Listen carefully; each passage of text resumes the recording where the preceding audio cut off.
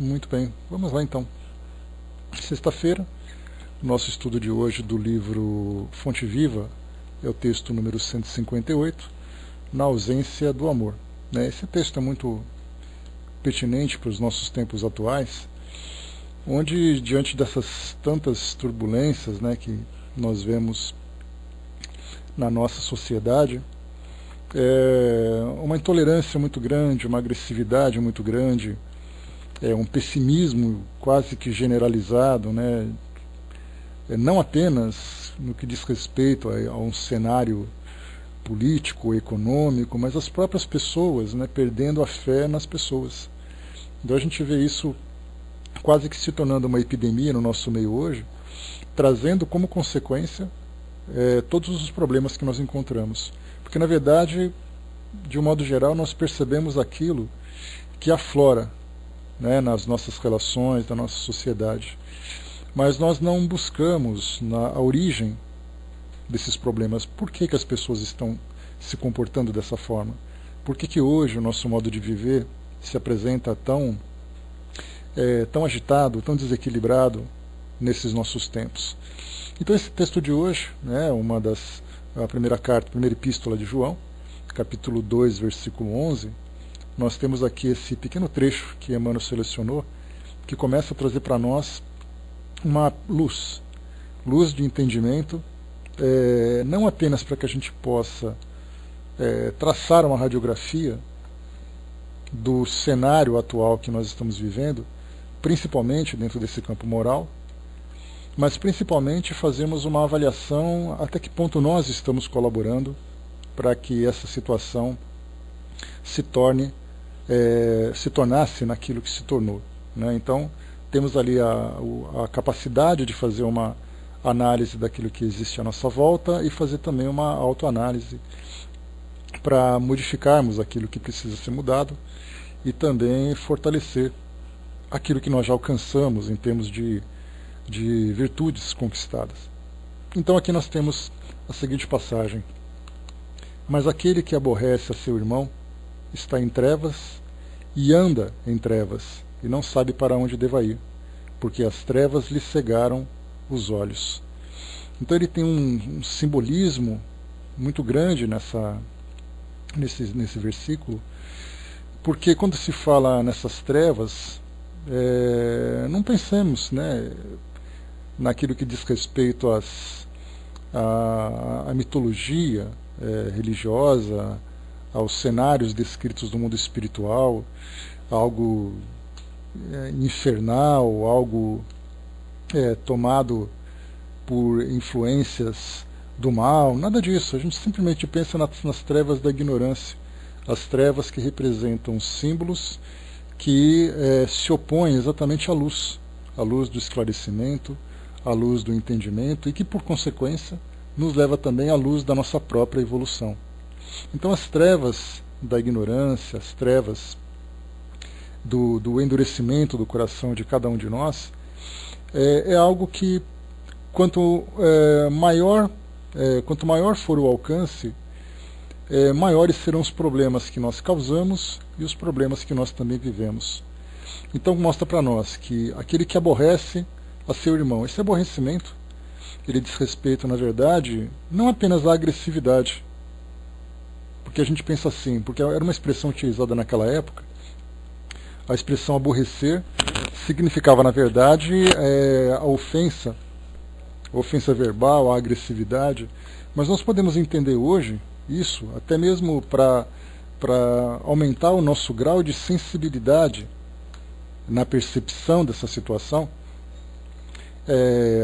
aumentar esse grau exatamente porque a gente começa a fazer uma análise daquilo que já foi estudado anteriormente, que geralmente o que é válido para nós em termos de equilíbrio ou de desequilíbrio são os extremos. Então nós pensamos assim: eu não cometo agressividade, uma agressividade contra ninguém, então significa que eu sou uma pessoa tranquila, uma pessoa de bem. Eu não cometo crime contra a sociedade, então eu sou uma pessoa de bem.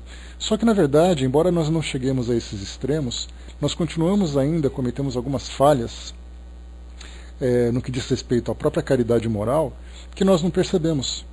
Então, já que eu penso assim, já que eu não cometo agressão contra ninguém, então eu posso fazer algum comentário, alguma crítica, isso não tem problema nenhum. Porque o problema maior é exatamente o extremo. Então, quando a gente começa a aumentar o nosso grau de sensibilidade, a gente percebe, bom, eu não cometo agressão contra ninguém, mas infelizmente eu continuo fazendo críticas, eu continuo levantando comentários destrutivos, fazendo um comentário pessimista contra aquela pessoa, e isso, a partir do aumento dessa sensibilidade, começa também a me incomodar. Então, o que nós vemos isso na sociedade, na nossa convivência dentro da sociedade, daquilo que parte de nós e daquilo que parte dos outros, é exatamente isso. Nós simplesmente percebemos que nós não somos criminosos, ótimo. Mas e o resto, dentro do campo moral, em que nós temos ali palavras, ideias, atitudes, a forma como nós nos relacionamos, a forma como nós avaliamos e julgamos aquilo que existe à nossa volta, isso também tem o nosso peso.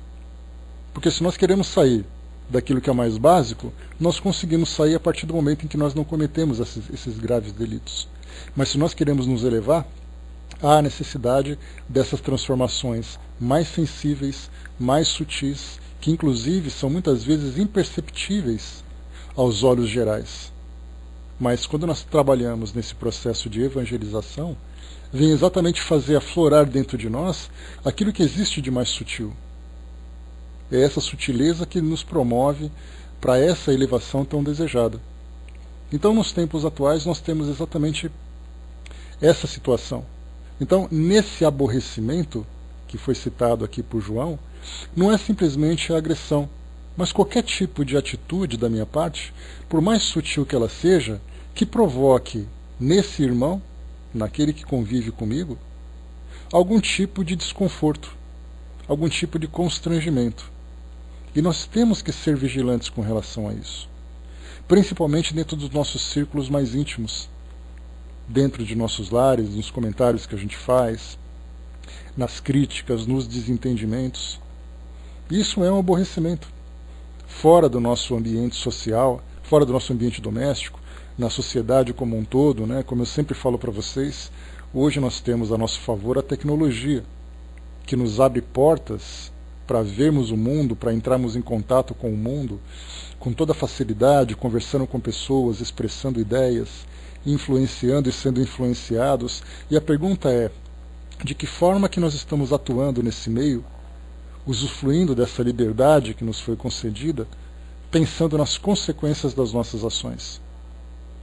Sendo a nossa grande proposta de elevação espiritual nos afinizarmos cada vez mais com aquilo que Jesus trouxe para nós como uma proposta de transformação do nosso mundo, se nós estamos nos afinizando com essa filosofia, nós temos um compromisso fundamental de fazer com que ela seja disseminada.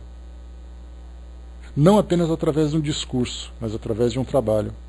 E se nós não nos comportamos de uma forma condizente com essa filosofia, significa que alguma coisa está errada. Significa que nós não estamos trabalhando como deveríamos. De pensarmos, por exemplo, nos trabalhos dos apóstolos que trabalhavam com Jesus naquela época, imaginar, em vez deles disseminarem os ensinamentos do Evangelho e levarem para as pessoas esse ensinamento de amor, esse ensinamento de esclarecimento, eles fizessem exatamente o contrário. Caminhassem pelas vilas, pelas cidades, e começassem então a criticar, a agredir as pessoas, a fazer um desserviço contra a missão, a favor, né, ou pela missão que eles abraçaram. Então, na verdade, a gente tem que pensar sempre, modificando então, né, dando uma calibrada, né, nessa nossa sensibilidade, para percebermos não apenas aquilo que existe de mais grosseiro. Porque o grosseiro, mais uma vez, ele se encontra presente na sociedade como um todo. Nós ligamos os nossos televisores, nós frequentamos os ambientes e percebemos as pessoas destruindo, as pessoas quebrando. De um modo mais prático, né, tratando de uma questão material, eu posso dizer assim, eu não cometo crime nenhum, por exemplo, destruindo alguma coisa do patrimônio, mas eu jogo aquele papelzinho de bala no chão. E no meu entendimento, como eu não cometo esse crime destruindo o patrimônio, não tem problema nenhum sujar o chão, jogar ali um papel, jogar alguma coisa fora da lixeira. Então a gente percebe assim que existem esses diversos graus de percepção dentro desse campo moral que nós vamos desenvolvendo, que a tendência para nós é fazer com que ela vá se sensibilizando, se tornando cada vez mais sutil, exatamente para que a gente vá se depurando. Essa depuração moral, ela é um trabalho muito difícil, porque ela depende exatamente do nosso grau de percepção. Se eu estou fazendo a coisa certa, se eu estou fazendo a coisa errada. Dentro desse universo filosófico, espiritualista, que nós estamos aqui convivendo, caminhando, trilhando, a gente tem conhecimento de uma dimensão em que essa sutileza tem um peso significativo. Nós vivemos aqui no mundo material, tendo consciência de tudo aquilo que acontece como desdobramento da nossa vida no mundo espiritual também.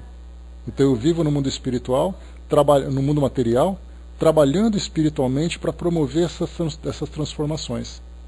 Para que quando chegar no mundo espiritual, eu esteja ali afinizado, harmônico com aquele padrão vibratório. Coisa que infelizmente nós não vemos na atualidade, porque através dos depoimentos que os espíritos trazem para nós, tem exatamente essa dificuldade de adaptação nessa nova dimensão, nesse novo ambiente. Porque era tão acostumado a lidar com as questões do mundo físico, do mundo material, que quando chega no mundo espiritual sente essa grande dificuldade de se afinizar nesse ambiente e sofre então todas as consequências de transformação moral, de tempo, de adaptação, de desapego daquela realidade que vivia dentro do mundo material. Então nós hoje estamos aprendendo novas ideias, buscando então, alcançando então esses esclarecimentos, exatamente para compreendermos o mundo das ideias, o mundo do pensamento e o mundo moral. E esse mundo moral, ele não é quando eu chegar no mundo espiritual. Esse mundo moral começa agora.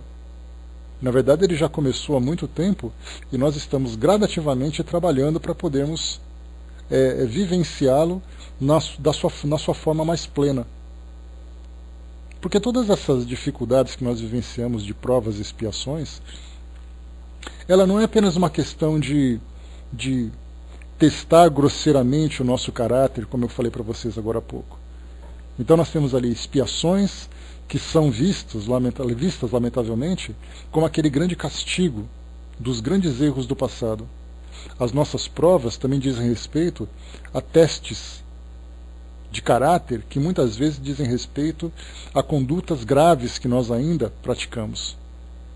Mas aí então nós vamos saindo desse campo mais grosseiro e começamos novamente a entrar nesse campo mais sensível. E as nossas provas e as nossas expiações começam também a atingir esse campo mais sutil. Felizmente, porque nós conseguimos então nos desprender daquilo que ainda é o mais grosseiro para nós. Então o nosso trabalho aqui hoje, no nosso mundo, e também o nosso grande objetivo vem exatamente alcançar esse esclarecimento e fazer com que ele se transforme em atitudes. E isso vai ser medido essencialmente nas nossas relações. Porque ninguém consegue evoluir sozinho. Isso para nós já é um ponto definitivo. Não adianta simplesmente nos isolarmos numa caverna, no alto de uma montanha e esperar que vai alcançar algum tipo de evolução. Já que o sentimento do amor ele só pode se desenvolver a partir do momento em que ele é compartilhado, o indivíduo que se isola não tem nada para compartilhar com ninguém. E, portanto, ele fica estagnado na sua evolução. No nosso caso, que temos essa proposta, já que nós abraçamos essa filosofia, nós então nos relacionamos e temos que vigiar de que forma que esse relacionamento está se dando. Se nós estamos, na verdade, contribuindo para que esse sentimento construa a harmonia geral em torno de nós, ou se as nossas ações estão, na verdade, causando mais perturbações do que a harmonia tão desejada. Por isso, então, mais uma vez, lendo aqui esse trechinho, aquele que aborrece a seu irmão está em trevas, e anda em trevas e não sabe para onde deva ir, porque as trevas lhe cegaram os olhos. Mais uma vez, as trevas da ignorância, as trevas da nossa inferioridade, ainda do nosso primitivismo. A Paty colocou a moldagem para lidar com tudo isso sem nos ofendermos é bem difícil, mas não impossível. É a velha lição de olhar para dentro e olhar para o outro com os olhos de amor para entendermos as causas que nos levam ou levam o outro a cometer tais faltas. É aquele que eu comentei agora há pouco, Paty. É aquele trabalho gradativo. A gente vai, né? Eu trouxe para vocês assim, uma outra comparação, numa certa vez, quando a gente falava sobre uma reforma de uma casa. Então, reforma íntima, ela se assemelha muito à reforma de uma casa, porque a gente começa, primeiro tirando aquilo que é aquela sujeira, aquele entulho que é mais grosseiro. Quebra tudo, tira entulho, ensaca aquelas pedras que ficam todas jogadas, aqueles objetos que não têm mais utilidade. Quando a gente tira tudo isso, que é essa parte mais grosseira da reforma, a impressão para muitos é que o serviço já foi feito. E na verdade não, na verdade ele começou. Porque depois a gente começa uma limpeza num grau mais específico para aquela sujeira não tão grosseira, depois a gente vai fazendo uma limpeza mais apurada, uma limpeza mais cuidadosa, até fazermos a limpeza completa. Então o fato de você tirar a pedra não significa que você não deva tirar também as poeiras, tirar aquele pó que fica espalhado por toda aquela construção. Então é um trabalho que a gente vai. Alguns conseguem apenas tirar aquilo que é mais grosseiro. Outros já tiraram mais grosseiro e vão diminuindo então o peso e o tamanho da sujeira. Para aqueles que conseguiram avançar nessa tarefa, começa então a fazer esse trabalho mais cuidadoso, mais minucioso, que é exatamente para fazer com que tudo fique limpo, tudo fique correto, perfeito.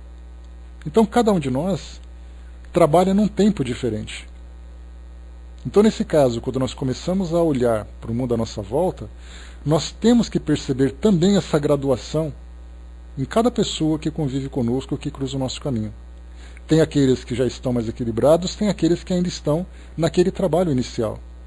Mas a gente começa a observar que todos, em mais dia ou menos dia, vão conseguir alcançar esse estágio mais elevado. Então, se nós percebemos o erro do outro e contribuímos para que esse erro se agrave, porque o outro não sabe fazer, ou porque o outro não consegue fazer, nós estamos, na verdade, agravando cada vez mais aquele quadro. Então esse sentimento, essa ausência de amor que nós colocamos como sendo uma condição do outro, nós temos que perceber se essa também não é uma condição nossa.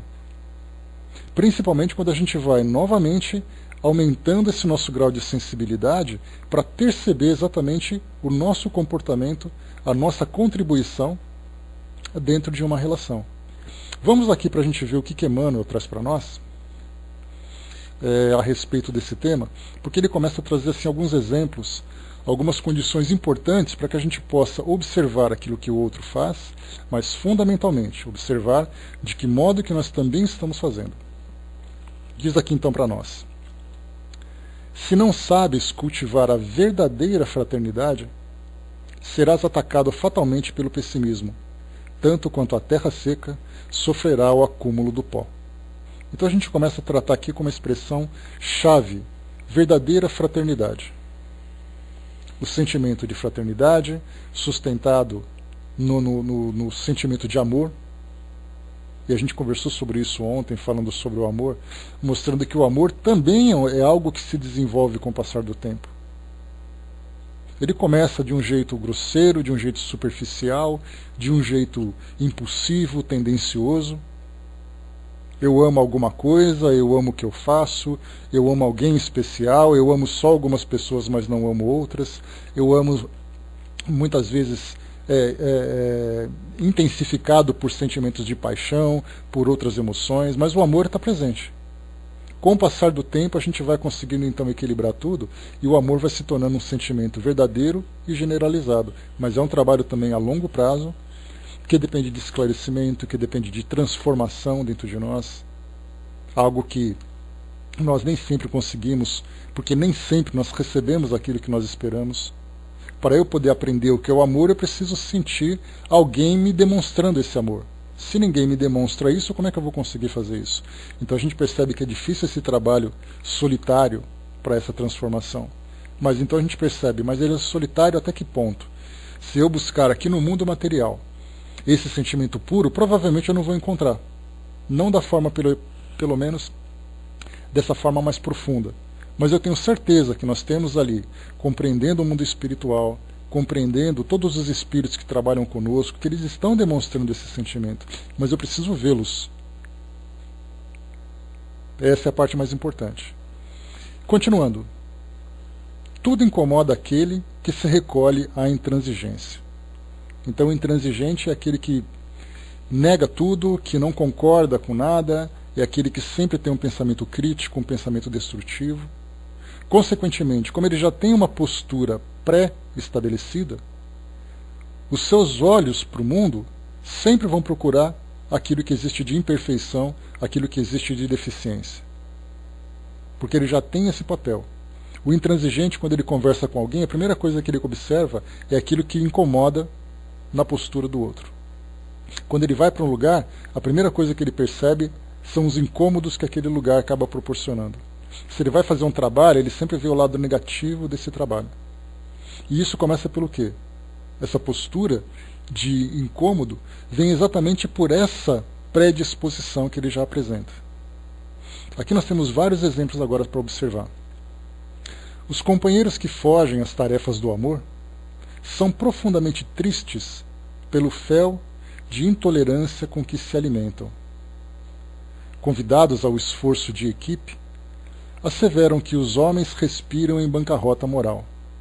Ou seja, vamos fazer todo mundo junto, aquele processo de motivação coletiva, vamos lá, gente, todo mundo junto e tal, vamos fazer esse trabalho que vai dar certo. Aí tem aquele lá que, emitindo aquelas vibrações negativas, não sei não, acho que não vai dar certo, porque tem gente que não faz a coisa certa, porque isso aqui não vai funcionar. E aí começa então sempre minar os ânimos, minar as disposições que cada um apresenta, sempre vendo que nada vai dar certo porque ninguém tem disposição para isso, e nós temos visto isso na atualidade da nossa própria convivência social. Quando nós vemos na nossa cidade, parece que está tudo errado na cidade, parece que os nossos governantes não sabem fazer nada, parece que os seus auxiliares são todos incompetentes, parece que ninguém mais é confiável no nosso mundo, é cada um por si e Deus para todos, segundo esse ditado popular. Exatamente porque o nosso modo de ver o mundo, não que nós estejamos distribuindo um otimismo infundado, vendo o mundo cor-de-rosa como se não houvesse problemas. Não houvessem problemas. Os problemas existem, mas a nossa visão otimista vem exatamente trabalhar para encontrar solução. E não simplesmente lamentar, criticar e destruir, como infelizmente temos observado nas nossas relações atuais. É aquela história assim de tudo está perdido, nada tem conserto, nada funciona mais. Que graça teria, né, César? Abraço. Então, na verdade, assim, a motivação que nós temos nessas características de mundo de provas e expiações vem exatamente desse impulso que os problemas trazem para nós. Porque, do contrário, nós cairíamos na ociosidade. Conversando, lembra que eu comentei com vocês numa situação que nós vemos que muitas vezes espíritos reencarnam dentro de uma situação problemática. Muitas vezes esse problema vem para ele como uma ocupação, para que ele possa se desenvolver. Porque se ele ficasse ocioso, ele teria exatamente oportunidades de cair cada vez mais. Então vem alguém que convive numa família problemática, alguém que traz algum tipo de doença, alguém que traz alguma dificuldade social, para que ele possa viver todos os dias matando aquele leão. Matando o leão todo dia com aquela dificuldade, com aquele problema, parece que nada anda, parece que nada se desenvolve. Mas o problema é que se ele parar de nadar, ele afunda. Então muitas vezes nós escolhemos provas para o nosso caráter exatamente para nos ajudar nesse processo de transformação. A Miriam colocou lá em cima, eu acho até que é uma visão realista, que vê o que está ruim e a força que temos que melhorar. Mas o detalhe é de que forma que nós aproveitamos essa força, né, Miriam? Porque se nós não tivermos otimismo, para que eu vou ficar gastando energia com coisa que não presta? Porque essa é a visão que nós temos de modo generalizado. Então, se nós temos ali, vemos o problema e procuramos, através da nossa motivação e desse nosso otimismo, fazer esse trabalho para resolver, nós conseguiremos superar os problemas e vermos os aspectos positivos daquela situação. Coisa que, infelizmente, nós não temos hoje. A Paty colocou, né, poucos acatam o trabalho em equipe, né, a maioria quer mostrar o seu potencial sozinho sem acrescentar o trabalho do outro. E a consciência da soma é tão bacana quando vemos o trabalho todo pronto, né? E é uma predisposição que nós temos, né? A Miriam acha super legal a segunda-feira. Tem gente que é muito otimista. Tem aquele otimismo normal e tem aqueles que são super otimistas, né? Então, assim, mas tem que voltar para a realidade, porque a segunda-feira continua sendo segunda-feira. A Norma colocou, né, vejo os meus problemas e pergunto, meu Deus, pior que fui eu que escolhi e não tinha noção, né? E mais do que isso ainda, a gente vai colocar, né, Norma, eu escolhi isso, vou trabalhar para resolver. É aí que a gente começa nessa transformação. Né? Bom dia, Fletcher. Continuando aqui para nós, então. Vimos, então, essa primeira característica que, infelizmente, nós temos aqui encontrando. Né? Companheiros que fogem a essa situação. Convidados, então, ao trabalho em equipe, asseveram que os homens respiram a bancarrota moral.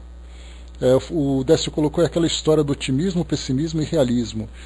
E não são três conceitos separados, né, Décio? A gente pode pegar o realismo e observá-lo com esse olhar do pessimismo, ou o realismo e observá-lo com o pessimismo. Então, o realismo otimista ou o realismo pessimista. Vai depender exatamente da característica de cada um. E essa visão é muito interessante. Eu comento com vocês sobre experiências do nosso cotidiano, porque se nós não aplicarmos a doutrina espírita nessa realidade, ela acaba sendo improdutiva. Porque a gente sempre vai imaginar um mundo perfeito, um mundo de faz de conta, sem perceber que nós estamos aqui vivendo uma realidade bastante diferente. Então, assim, quando a gente fala sobre as especializações que os nossos olhares vão desenvolvendo, a gente pode pegar, por exemplo, a profissão de cada um. Né? Nós olhamos aqui assim, cada um tem uma tendência, cada um tem uma profissão, uma especialização. Então, se a gente pegar alguém que trabalha, por exemplo, com um instituto de beleza, observando, por exemplo, o cabelo, maquiagem, essas coisas, quando você se relaciona com alguém, inevitavelmente, quase que instintivamente, você vai observar como primeiro aspecto como o cabelo daquela pessoa está arrumado e como ela está maquiada. Se é um dentista, ele naturalmente vai perceber como se encontra a boca da pessoa. Bom trabalho, Fletcher. Se por acaso nós temos ali um alfaiate, ele naturalmente, né, uma costureira, um alfaiate, vai observar a roupa que a pessoa está vestindo. Aí nós temos ali a Miriam trabalhando na sua parte de design, vai ver como é que está a disposição dos móveis. Nós temos ali um fisioterapeuta que vai ver como é que está a postura do outro. É instintivo fazer isso. Aquele que estuda a língua portuguesa vai observar como é que o outro se comunica. Então nós percebemos assim que, de acordo com as tendências que nós temos, nós começamos a desenvolver esse olhar mais especializado para o mundo. E isso acontece sem a questão de julgamento. É uma questão natural. Agora, quando nós falamos da questão moral, esse mesmo olhar profissional, técnico, especializado, vai adquirir uma visão construtiva ou destrutiva. Então nós começamos a nos especializar também no campo moral. Eu sou alguém que não gosta de determinado tipo de pessoa. Eu naturalmente vou me especializar em procurar essas pessoas. Eu me especializei em procurar aquelas pessoas que são corruptas. Eu só vou procurar no mundo as pessoas corruptas. Mas e as pessoas honestas? E as pessoas que trabalham, as pessoas que são construtivas? Elas não são percebidas por esse olhar. Porque nós nos tendenciamos a observar apenas esses aspectos. E quando nós não temos esse evangelho como referência, esses valores do evangelho como referência, nós vamos criar os nossos próprios valores do individualismo, do egoísmo, e vamos olhar o mundo a partir dessa perspectiva, como se ela fosse a única. Então nós temos que sim, como o Décio lembrou em cima, observar esse realismo, mas sustentarmos esse nosso realismo a partir exatamente dessa evolução que nós alcançamos, que é esse otimismo, que é essa produtividade. O Zé colocou para nós, né, eu evito criticar porque quem critica deve apresentar soluções, inclusive financiar a solução. Perfeito, Zé. É muito fácil a gente criticar de longe, apontar e esperar a coisa afundar. Se nós encontramos o defeito, por que não tomar a iniciativa para fazer alguma coisa? E melhor ainda, né, trabalhar sem criticar, já propor, já apresentar uma solução sem apontar a negatividade, sem apontar aquilo que se encontra de errado.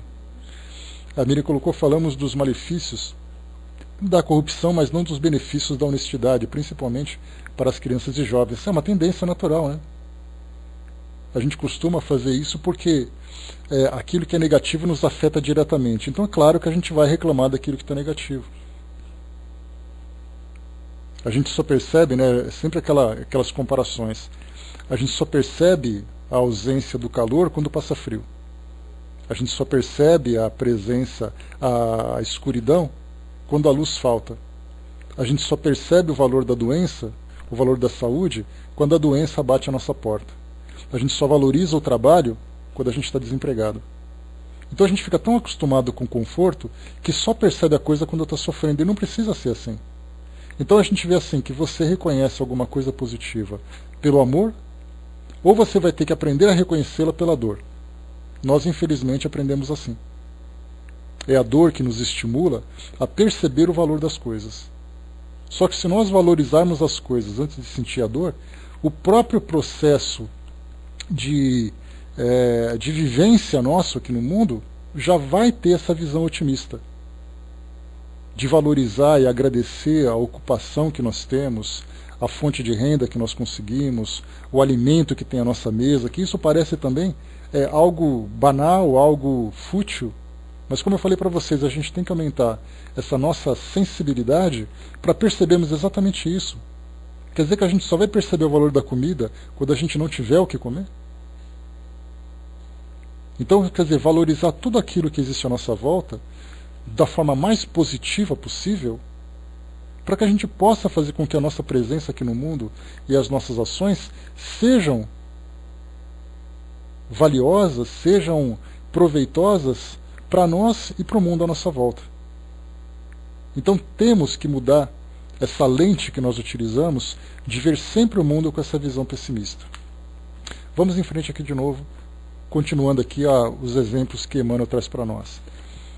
Ele diz assim, aqueles mesmos irmãos pessimistas, né, trazidos ao culto da fé, supõem reconhecer em toda parte a maldade e a desilusão.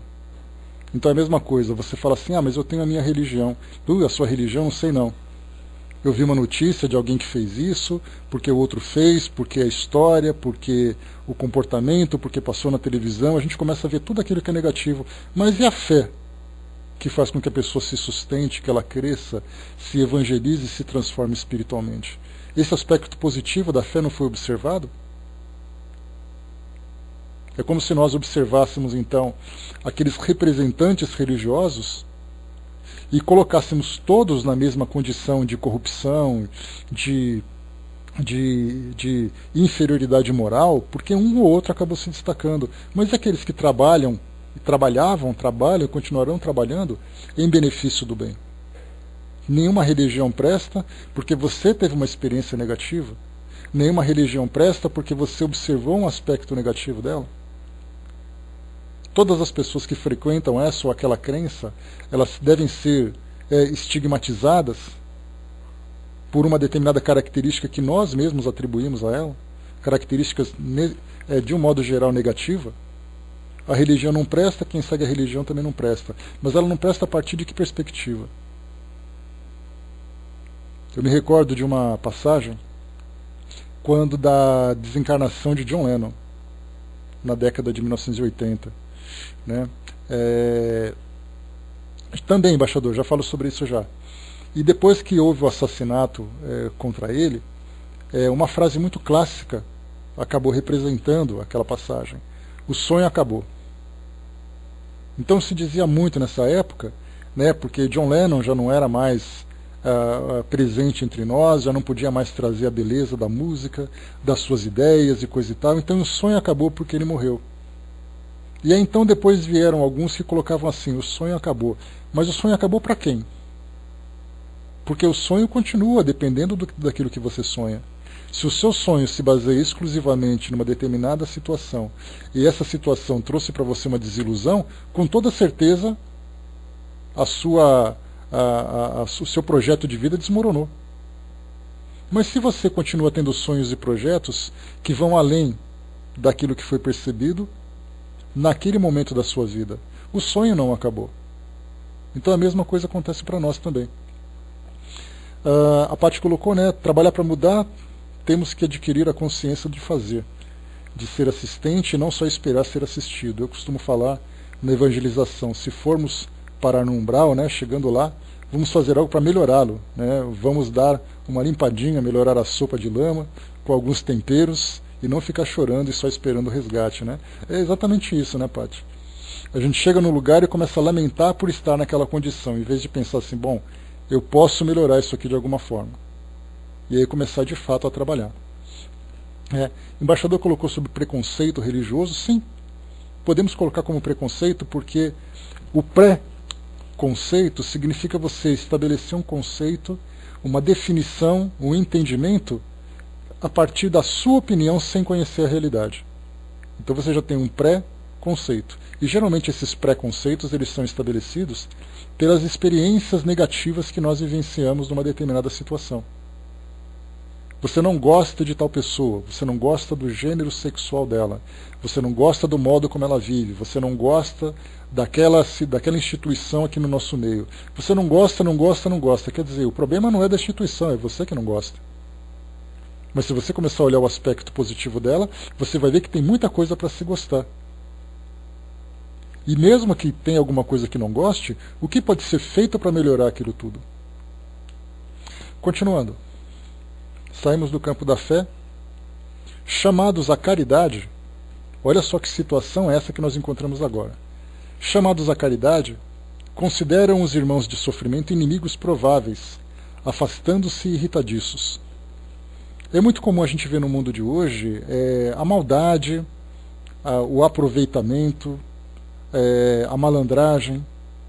Então a gente fica imaginando assim que uma pessoa que vem pedir ajuda, ela faz isso porque ela é malandra, porque ela não quer trabalhar, porque tal coisa.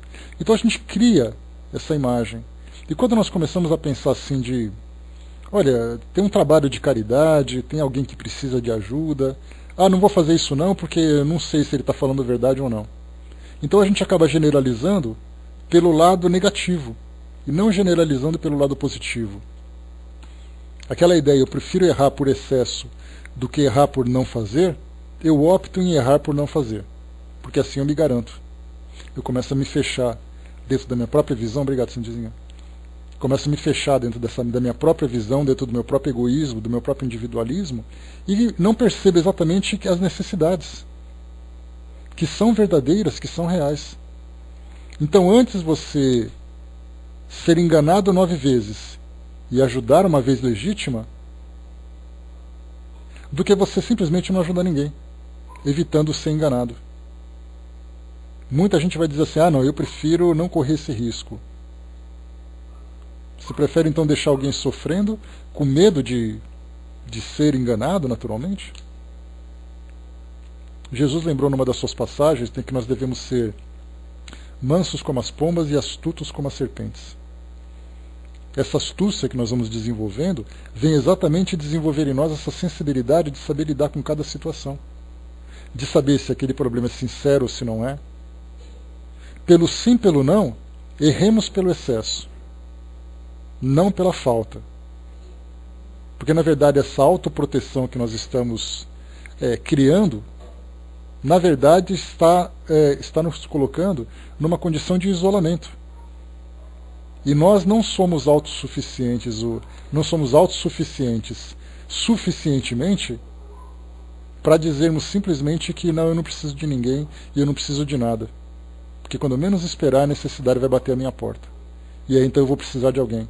E alguém também vai desconfiar de mim. Eu não sei se você está falando a verdade. Eu não sei se você merece ou não merece.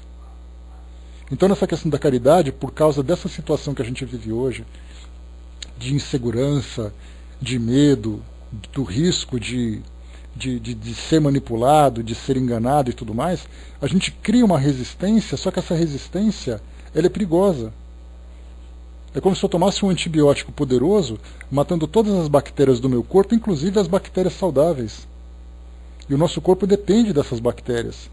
O nosso intestino passa por um processo profundo e complexo de digestão que depende desses elementos. E se nós não fizermos isso? Eu acabo com as bactérias do meu corpo entra em colapso. Então, na verdade, nós temos que ser bastante astutos e seletivos para ajudarmos, inclusive com aquele não. Mas temos como objetivo maior produzir, não destruir. Mais uma aqui para nós. Impelidos a essa ou aquela manifestação de contentamento, recuam desencantados, crendo surpreender maldade e lama nas menores exteriorizações de beleza festiva. Ou seja, se alguém comemora alguma coisa, o outro fala assim, não, sinto muito, mas eu não tenho essa empolgação toda não. Não sei por que ele está fazendo isso. Que motivo ele tem para comemorar tanto assim? Então a gente começa a sempre ver com aquele olhar pessimista, aquele olhar negativo, inclusive minando, mais uma vez, a alegria, né, e o entusiasmo que o outro apresenta. Caminham no mundo entre a amargura e a desconfiança. Não há caminho que lhes baste. Vampirizam criaturas por onde estagiam, chorando, reclamando, lamentando. Não possuem rumo certo. Declaram-se expulsos da sociedade e da família. É que, incapazes do amor ao próximo, jornadeiam pela terra sob o pesado nevoeiro do egoísmo que nos detém tão somente no círculo estreito de nossas necessidades, sem qualquer expressão de respeito para com as necessidades alheias. Afirmam-se incompreendidos porque não desejam compreender. Ausentes do amor, ressecam a máquina da vida, perdendo a visão espiritual. Impermeáveis ao bem, fazem-se representantes do mal. Aqui é importante a gente lembrar que não existe aquele meio termo, né? Ou você faz o bem ou você não faz. Aquele que não faz nada também deixa de fazer o bem. Então a gente coloca assim, né, que ou você faz o bem ou você faz o mal. Nesse caso, impermeáveis ao bem, inevitavelmente se tornam representantes do mal. Se o pessimismo começa a beirar-se do teu espírito, agora falando para nós diretamente, recolhe-te à oração e pede ao Senhor te multiplique as forças na resistência ante o assalto das trevas. Aprendamos a viver com todos, tolerando para que sejamos tolerados, ajudando para que sejamos ajudados. E o amor nos fará viver, prestimosos e otimistas, no clima luminoso em que a luta e o trabalho são bênçãos de esperança. Então, aqui para nós essa mensagem nos chama a atenção exatamente isso. Fazermos tudo aquilo que for possível, de fato, né, é até um jargão que é utilizado, de fazermos o mundo melhor. Mas a gente sempre espera que os outros façam o mundo melhor. E a gente nunca se coloca na condição de trabalhador, de obreiro também dessa construção. Então desejamos um mundo melhor. Começamos com o nosso mundo íntimo, com o nosso mundo familiar, com o nosso mundo profissional, com o nosso mundo social. É algo que nós vamos perceber de uma hora para outra essa mudança? Com certeza que não. Se nós não conseguimos promover a mudança que depende de nós mesmos, imaginemos a mudança que depende dos outros. Nós conseguimos ser pessoas melhores de uma hora para outra? Absolutamente que não. Porque nós temos ainda que nos desintoxicar de muitas situações que foram, muitas características que surgiram devido às situações que nós vivemos na nossa vida. Frustração aqui, decepção ali, medo do outro lado. Nós fomos criando situações, fomos vivendo situações em torno de nós que nos deixaram, nos trouxeram determinadas ideias para vivermos a nossa vida. Então eu prefiro viver desse jeito para não passar por aquilo de novo. Mas é necessário que nós façamos essa desintoxicação e começarmos de fato a ver o mundo com otimismo. César colocou, né, a maioria procura uma pessoa perfeita, mas não cuida das próprias imperfeições, né? O que é de fato, né, César? Porque dentro da nossa visão individual, nós queremos ser felizes. E, consequentemente, nós esperamos que todos satisfaçam as nossas necessidades para que nós sejamos felizes. Só que o outro também deseja ser feliz. A gente chegou a falar sobre isso ontem, ao falarmos sobre a questão do casamento, a questão das separações e tudo mais. Então, assim, num casal, eu quero ser feliz porque eu te amo, eu quero que você me faça feliz. Mas o outro está pensando a mesma coisa, eu também quero que você me faça feliz. E aí, então, se não houver aquela combinação de interesses, de capacidades e tudo mais, a gente vai ter duas pessoas puxando, cada um puxando uma corda para o seu lado, querendo viver do seu próprio jeito. E é por que acontecem os desentendimentos nas relações? Porque cada um quer viver a vida do seu próprio jeito. Eu quero te transformar para você ser aquilo que eu espero. E o outro pensa a mesma coisa. E aí entra a lei do mais forte. Só que nem sempre a força ganha. A força muitas vezes destrói. Então, a gente quando falarmos nessa ideia de fazermos um mundo melhor, pensemos nisso com realidade, com realismo mesmo. E não apenas como uma visão utópica.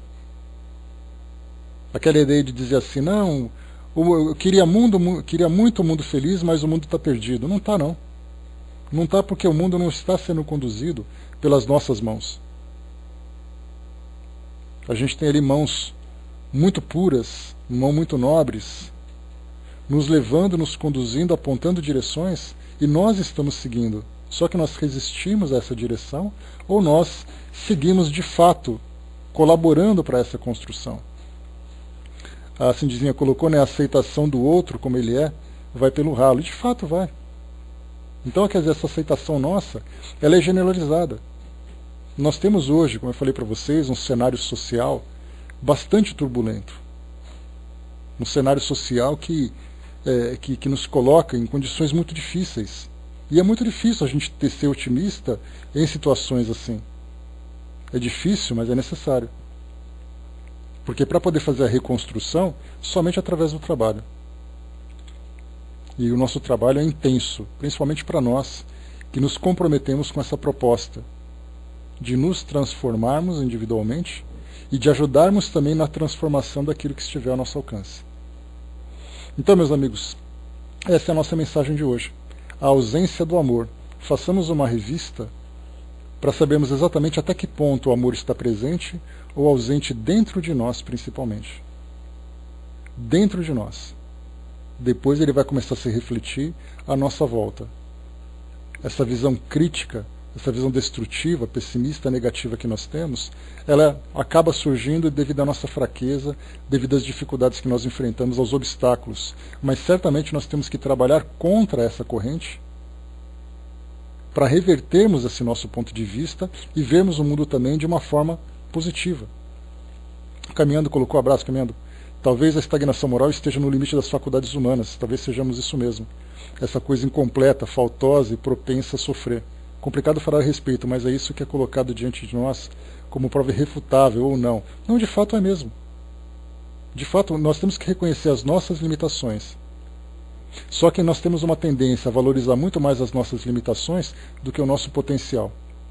E esse potencial moral, ele começa a aflorar a partir desse trabalho de esclarecimento, de mudança de postura mental, de postura moral, de atitudes.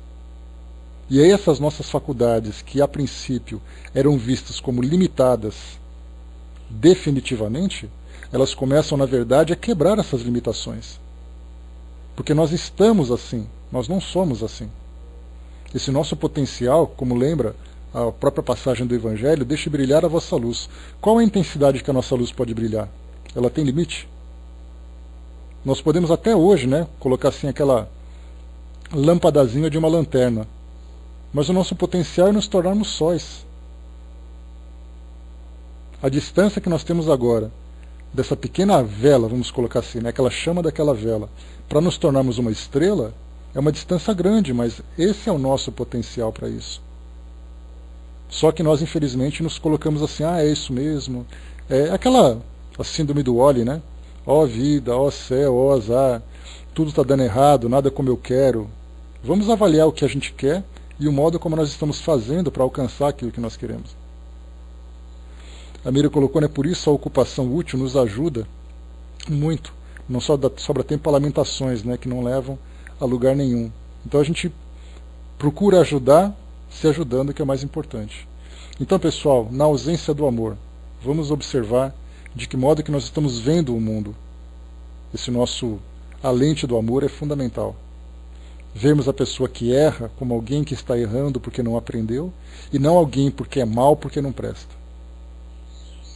Ver aquele que não consegue fazer as coisas direito é porque é alguém que também não aprendeu, e que precisa aprender a fazer do jeito certo. A instituição que não funciona, funciona porque ainda existem imperfeições, mas se mudar aquilo que a sustenta, aquilo que a conduz, ela vai conseguir começar a funcionar do jeito certo. Sempre vermos a partir dessa perspectiva positiva, otimista. Aí sim nós vamos conseguir nos afinizar com as nossas ideias, até mesmo dentro desse campo vibracional. Não é o nosso tema, mas a gente poderia expandir esse nosso assunto de hoje com toda facilidade. Falar, por exemplo, das influências espirituais, dos processos obsessivos. Por que eles acontecem? Por uma questão de sintonia. Só que o mundo não vive apenas em torno de influências espirituais negativas e obsessões. Existem também todas as inspirações que nós recebemos.